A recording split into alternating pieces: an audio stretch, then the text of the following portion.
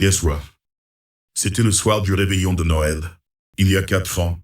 L'année avant la mort de Colette, je crois, ou peut-être 2 ans après. Les dates se mélangent un peu depuis. Ma fille Isabelle avait invité des collègues pour l'apéritif avant qu'on passe à table en famille. Des gens bien, des professionnels, rien de spécial là-dedans. Je la regardais préparer le salon depuis le couloir. Et là, très naturellement, comme si elle rangeait n'importe quel objet qui aurait traîné, elle a pris le petit crucifix en bois qui était posé sur le vaisselier depuis des années. Elle l'a mis dans le tiroir du bas. Elle a refermé le tiroir. Elle s'est retournée et m'a regardé. Et dans ce regard, il y avait une explication qu'elle ne m'a pas donnée, et que je n'ai pas demandé. C'est plus simple comme ça. Je n'ai rien dit. Je suis retourné dans la cuisine, mais quelque chose m'est resté. Pas de la colère. Quelque chose de plus douloureux que ça. Une question que je n'arrivais pas à formuler ce soir-là, et que j'ai mis des semaines à mettre en mots.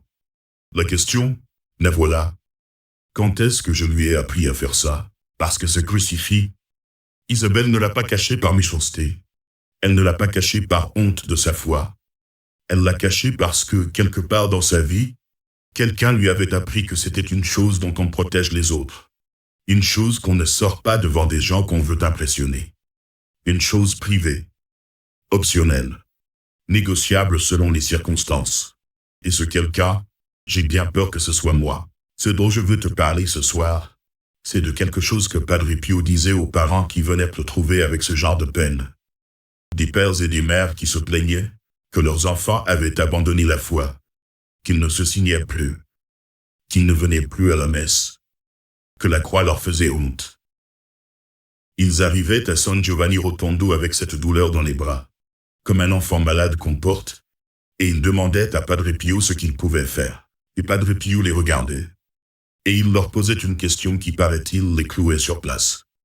Comment faites-vous votre signe de croix? Da. Emmenez-les à la messe de force. Da.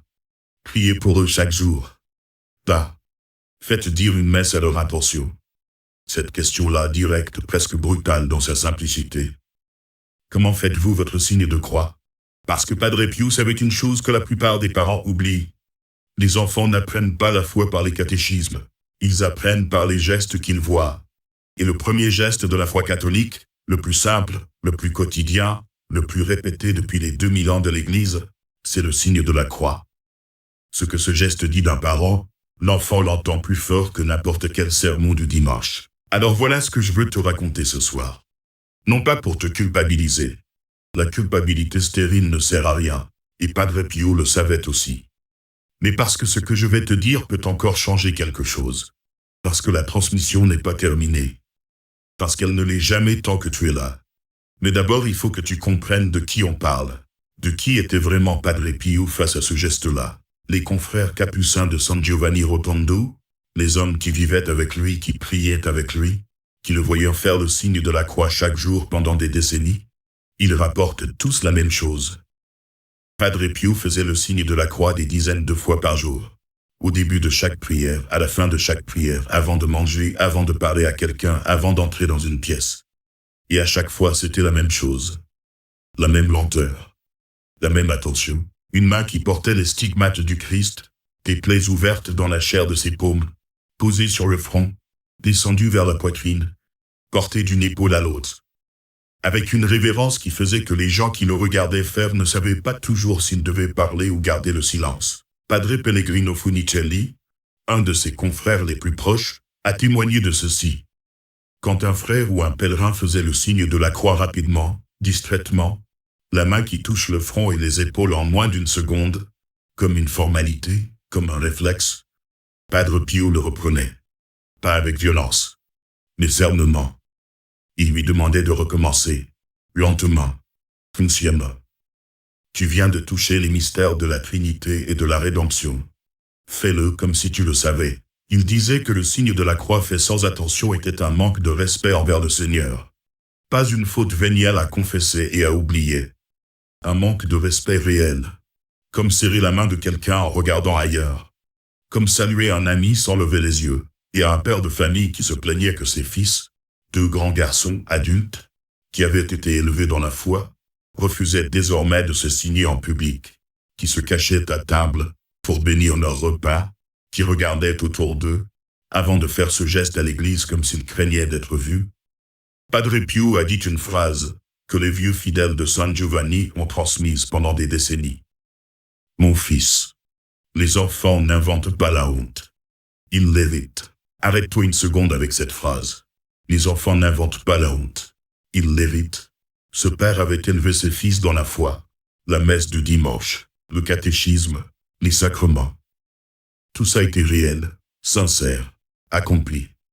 Et pourtant ses fils avaient honte du signe de la croix. Et Padre Pio, au lieu de lui parler de ses fils, lui a parlé de lui. Parce que Padre Pio voyait quelque chose que ce père ne voyait pas. Il voyait la transmission invisible. Ce qui se passe non pas quand on enseigne la foi, mais quand on la vit, ou quand on ne la vit pas vraiment, et qu'on croit que personne ne s'en aperçoit. Voilà maintenant ce qui me dérange le plus dans cette histoire. Ce qui me réveille certains soirs, ce n'est pas Isabelle qui m'inquiète. Je veux dire, si. Bien sûr que si. Mais je peux prier pour elle. Je peux faire des choses concrètes pour elle. Ce qui me dérange, c'est la question que Padre Pio posait aux parents. Parce que cette question me concerne. Quand j'avais 40 ans, est-ce que je faisais le signe de la croix au restaurant avant de manger? Honnêtement. Est-ce que je le faisais discrètement, rapidement, en regardant si quelqu'un me voyait? Est-ce que je le faisais différemment selon que j'étais entouré de gens de l'usine ou de gens de la paroisse? Est-ce que j'ai un jour, dans ma voiture sur un parking, attendu que les portières soient fermées avant de me signer avant un long trajet? Et Isabelle, petite, adolescente, jeune femme, regardait tout ça. Sans le savoir, elle apprenait. Elle apprenait que la croix est quelque chose qu'on montre à certaines personnes et qu'on cache à d'autres. Elle apprenait que la foi a un contexte, des gens autorisés à la voir et des gens devant qui on préfère ne pas la montrer. Elle apprenait, sans que personne ne lui dise avec des mots, que le signe de la croix est une chose dont on peut avoir honte. Ce n'est pas ce que je lui ai enseigné, mais c'est ce que je lui ai transmis. Il y a une différence énorme entre enseigner et transmettre. Et Padre Pio la connaissait. Maintenant, il faut que je te parle de quelque chose que Padre Pio identifiait comme un péché. Pas un péché grave comme dans le catéchisme, pas quelque chose qui te damne pour l'éternité, mais quelque chose de réel, avec des conséquences réelles sur ceux qui t'entourent. Il appelait ça la lâcheté spirituelle, et il ne mâchait pas ses mots là-dessus. Il y a 3 gestes que Padre Pio condamnait. 3 façons de faire le signe de la croix qui apprennent aux enfants, un peu à la fois, que la croix est une chose dont on a honte. Le premier, c'est le signe fait en cachette, dans ta voiture, portière fermée, à l'abri des regards. Dans l'église, sur ton banc, le plus petit possible pour que le voisin de derrière ne te voie pas. À table au restaurant, la main au niveau de la poitrine plutôt que bien visible, comme si tu te grattais plutôt que tu te signais. Ce geste-là dit quelque chose. Il dit, je crois, mais pas assez pour que ça se voie. Et l'enfant qui te regarde apprend ça. Il apprend que la foi est quelque chose qu'on cache. Le deuxième, c'est le signe fait en vitesse. Front, poitrine, épaule gauche, épaule droite en moins d'1 seconde. La main qui touche à peine, qui trace quelque chose dans l'air sans s'arrêter nulle part. Une formalité. Un tic. Un geste qui dit « J'ai fait ce que j'étais censé faire. Maintenant on peut passer à autre chose. » Padre Pio demandait aux gens de recommencer. Il disait que le signe de la croix fait sans attention était comme serrer la main de quelqu'un en regardant ailleurs. Et l'enfant qui te voit faire ça en vitesse apprend que ce geste ne vaut pas la peine qu'on s'y arrête, qu'il est peut-être vide. Le troisième, c'est le signe délibérément omis en public pour ne pas déranger. Pas par précipitation, par calcul. On est au restaurant, on va dire la grâce. Non, pas ici, les voisins vont nous regarder. On croise une église en voiture. On pourrait se signer comme les anciens le faisaient. Non, pas avec les gosses dans la voiture, ça va leur paraître bizarre. On est chez des amis qui ne croient pas. Le signe de la croix avant de dormir dans la chambre d'amis. Non, ça fait une chose à expliquer. Et à chaque fois qu'on omet ce geste pour ne pas gêner, il apprend que la croix est quelque chose qu'on doit excuser. Quelque chose qui dérange les autres. Padre Pio avait un mot pour ça. Il disait que les démons ne craignent pas les croyants qui croient en cachette. Il disait qu'ils les méprisent. Je veux que tu comprennes bien ce que ça signifie. Pas les démons comme dans un film d'horreur. Les démons comme Padre Pio en parlait. Des forces réelles, intelligentes, qui observent, qui voit un homme faire le signe de la croix dans sa voiture, portière fermée, en regardant par le rétroviseur si quelqu'un le voit, et qui tire une conclusion. Ce n'est pas un catholique qui croit, c'est un catholique qui a honte. Et quelqu'un qui a honte, on peut travailler avec ça. Et ma mère Madeleine, je pensais à elle en t'écoutant me poser cette question imaginaire que Padre Pio posait aux parents. Ma mère ne connaissait pas ces enseignements-là. Elle n'avait pas lu les témoignages de San Giovanni Rotondo. Elle avait juste grandi dans le Béarn, avec une foi qui n'avait jamais appris à se cacher. Je me souviens d'un repas dans un restaurant à Pau. J'avais 16 ans, peut-être 17. On était là pour quelque chose de spécial. Un anniversaire ou une communion, je ne me rappelle plus. Il y avait des gens autour de nous, des tables proches. Et avant de manger, ma mère a posé ses mains sur la table, elle a incliné légèrement la tête, et elle a fait le signe de la croix. Lentement. Normalement. Comme chez elle. J'ai baissé les yeux. J'avais 16 ans et j'avais honte. Les voisins de table nous regardaient. 2 personnes d'une quarantaine d'années qui semblaient trouver ça intéressant. Un moqueur. Juste curieux. Ma mère ne les voyait pas. Ou peut-être qu'elle les voyait, et que ça ne lui faisait rien. Elle avait terminé sa petite prière, elle avait levé les yeux sur moi, elle avait souri, et elle avait commencé à manger. À 16 ans, j'avais honte d'elle. Aujourd'hui, j'ai 64 ans. Et je sais que ma mère avait raison et que j'avais tort. Que ce geste au restaurant fait normalement sans s'excuser, sans se cacher, c'était ça, la foi. Pas les homélies du dimanche. Pas les chapelets récités à la maison en privé.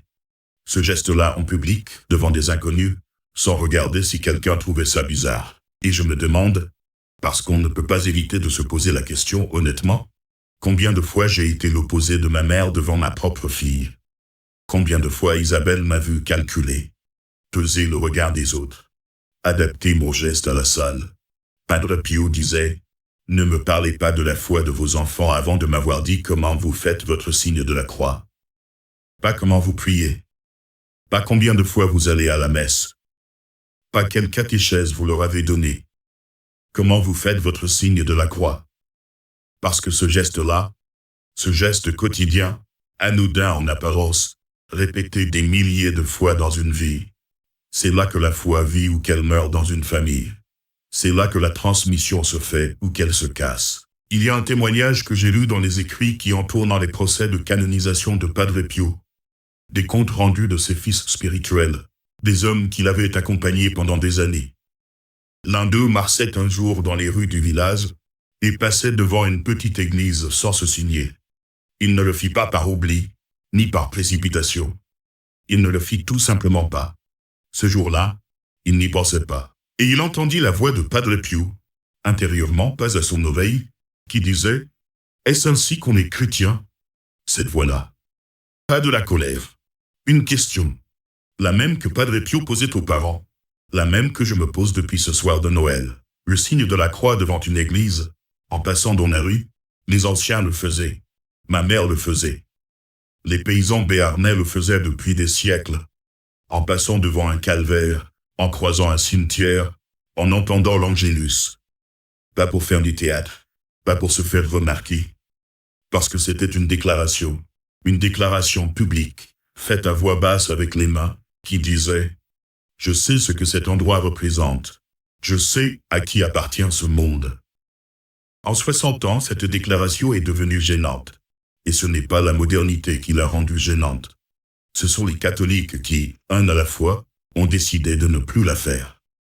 Maintenant, c'est là que quelque chose doit changer. Et Padre Pio, quand il renvoyait ses pères et ses mères qui lui parlaient de leurs enfants perdus, ne leur disait pas de reprendre leurs enfants. Il ne leur disait pas d'avoir une grande conversation sur la foi à la table de Noël. Il ne leur disait pas de prier davantage pour eux. En tout cas, pas seulement ça. Il leur disait de commencer par eux-mêmes. Retournez chez vous. Faites le signe de la croix. Lentement. Devant vos enfants. Sans vous cacher. Et recommencez chaque jour. 3 choses concrètes. Pas 3 exercices spirituels compliqués. 3 gestes. Le premier, refaire le signe de la croix lentement, consciemment, sans se cacher, devant ses enfants, devant ses petits-enfants, devant les collègues si l'occasion se présente. Pas pour faire un sermon. Pas pour provoquer une conversation sur la foi. Juste le faire normalement, comme s'il était naturel, parce qu'il devrait l'être. Ce geste refait avec conviction, dit plus en 3 secondes que n'importe quel discours. J'ai commencé à faire ça après ce soir de Noël. Isabelle est venue déjeuner ici un dimanche, quelques semaines après. Avant de manger, j'ai dit la grâce et j'ai fait le signe de la croix. Normalement. Pas de façon démonstrative. Elle ne m'a rien dit. Mais elle regardait. Le deuxième, une prière de réparation pour les signes faits 100 fois. Pas une longue chose, pas une formule compliquée. Juste reconnaître devant Dieu que certains gestes ont été faits distraitement, par habitude, ou omis délibérément pour ne pas gêner. Seigneur, pardonne-moi les fois où j'ai eu honte de ta croix, et aide-moi à ne plus en avoir honte. Ce n'est pas pour s'accabler, c'est pour mettre des mots sur quelque chose de réel, et recommencer autrement. Le troisième, remettre le crucifix à sa place, là où il était. Pas dans le tiroir, pas au fond d'un couloir. À sa place, le salon, la cuisine, l'entrée.